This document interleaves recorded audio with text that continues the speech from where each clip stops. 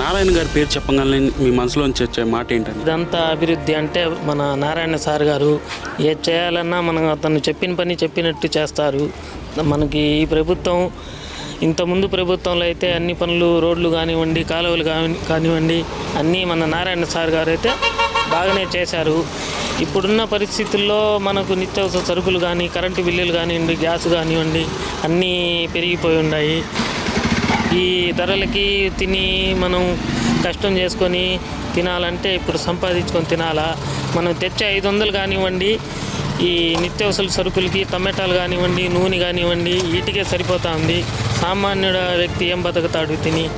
అదే మన ప్రభుత్వం చంద్రబాబు నాయుడు గారు ఉన్నప్పుడు అన్ని నిత్యావసరాలు సరుకులు కానివ్వండి, గ్యాస్ కానివ్వండి, కరెంటు కానివ్వండి అన్నీ అనుకూలంగా ఉన్నాయి. మన నెల్లూరు అభివృద్ధిలోకి రావాలంటే మన నారాయణ సార్ ఖచ్చితంగా గెలిపించుకోవాలి.